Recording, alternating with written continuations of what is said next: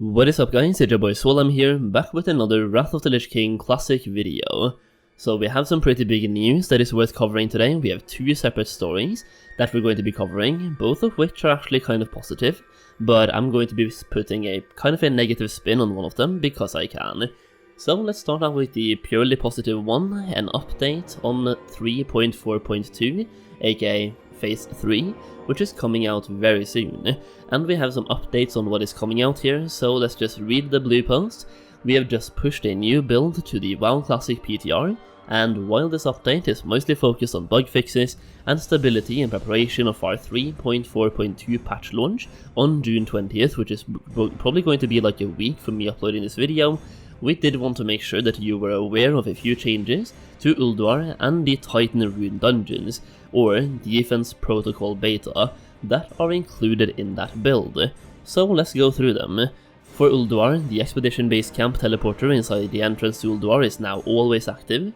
Players may now use the Expedition Base Camp teleporter to port directly to the Antechamber of Ulduar, even if Flame Leviathan and XT002, the constructor, have not yet been defeated, so you can still use the teleporter either way. After defeating Kologarn, the door to General Wessex will unlock, and Wessex who end his trash will immediately spawn. Yogg-Saron will now drop additional fragments of Valanir, depending on how many Titan Keepers are assisting you during your raid. With 0 Keepers assisting, Yogg-Saron will now always drop 3 fragments of Valanir. With 1 Keeper assisting, he will always drop 2 fragments, and with 2 or more Keepers assisting, he will always drop 1 fragment. So basically, you can choose how many fragments you want to guarantee from that one fight alone, based on how many Titans you actually have fighting with you, or how many Keepers you have fighting with you. Also, the 1-hour timer for defeating Algalon the Observer has been removed, and Algalon the Observer will now always drop 2 fragments of Valanir. So there's one thing you will see here is that you will now guarantee up to 5 fragments per run. Like for example right here with 0 Keepers you get 3 fragments from Yogg-Saron alone, and also Algalon will always drop 2 fragments. So no matter what you're doing, you're getting 3 fragments per run, with the ability of getting that up to 5 as well, guaranteeing a lot more fragments than you have gotten in the past, and it's just a way to speed up getting legendary. So if you haven't got your Valanir just yet, but you want to get it in Phase 3, you still can get it in Phase 3, and the simple fact is, a lot more people will be getting it in Phase 3 now due to this change, because in Phase 2, like, you could get 1 to 2 fragments per run. If you got lucky, you could get more. If you got really unlucky, you could get less, but you could get like 1 to 2 fragments per run. Now you are baseline guaranteed at least 3. We also have a developer's note on this one, so we have seen a lot of feedback that a skip in Ulduar was desired going into the next content phase, and personally I kind of agree, because we're going into Phase 3 now, we have a brand new raid coming out, and to do Ulduar we need a way to skip the bosses we don't want to do. And we have experienced ourselves how painful it can be to only see 1 or 2 fragments of Valanir drop per run. These adjustments seem like a fairly clean solution to help ensure that you can get a few more guaranteed fragments per week, provided you are able to kill the hardest bosses in the raid, and you can do so quickly if you desire.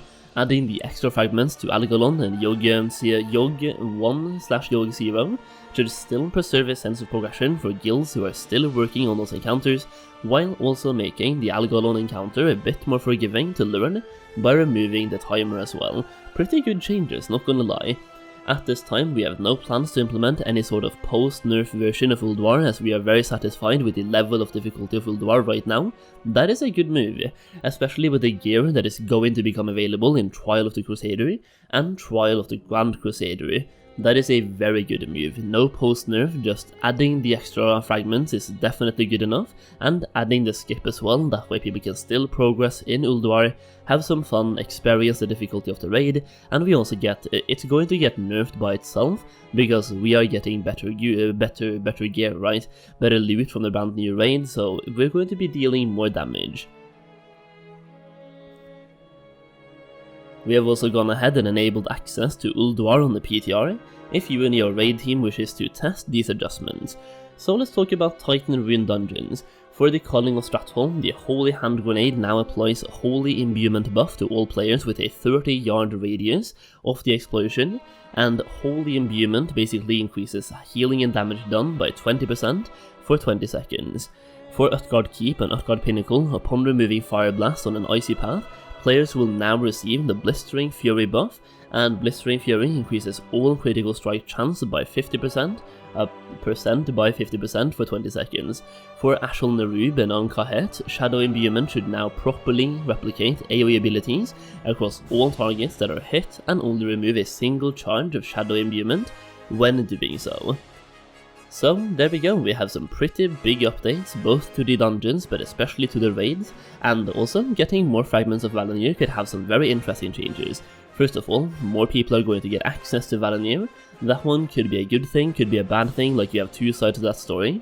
Number one is that obviously more people will get that legendary, and number two is that by increasing how easy it is to get legendaries, it's like this is something they've done in future expansions, like even Mists of Pandaria is when they really started increasing how many people actually got legendaries, and you have the fact that people like Classic WoW because getting a legendary felt legendary because almost nobody had it. Now by giving actually like you have up to 5 guaranteed per run, needing 30 of them, that is 6 weeks and you can guarantee yourself a legendary pretty much. So it's already getting to that point where it's easier to obtain, which could be a good thing, could be a bad thing, kinda depends on who you are as a person and how you look at things, right? But either way, that is what's happening. It's going to spice up some GDKP pots for sure. People are probably going to be buying those fragments right now and it's going to be dropping more of them. We could see some pretty big pots coming in phase 3. Okay, so over to number 2 then. Actions against exploitative accounts for Wrath Classic. This is just a regular blue post about Blizzard talking about how many bots they're banning, so here we go. To provide more transparency on the actions that get taken against exploitative accounts, here's a breakdown on the number of accounts or actions that have been taken over the course of the last month. So this is 1 month. 167,799 accounts have been banned. All of these actions are for cheating or exploitation, which are primarily permanent bans or 6 months suspensions. This number does not include separate actions like character name or in-game language violations, so pretty much bans and botters and hackers, right? We will continue to evolve our methods and act against these malicious accounts on a daily basis. Now, like I said, both of these posts are purely positive posts. Like, first of all, they're doing something to Ulduar for phase 3, which I think most people are going to be happy about, and now they're banning bots as well, and they're being more active in talking to the community and being more transparent about the actual work they're doing against botting, which is a positive thing. The only negative thing for me personally is that they could have been doing this for the last 3 or 4 years. They could have been very transparent about how many bots they've been banning on a weekly, daily or monthly basis, all the way up until now, and they simply haven't. They have been really not talking about this at all, completely ignoring the issue publicly, which I don't really know why, because people have been asking them to be transparent, and they have chosen not to be.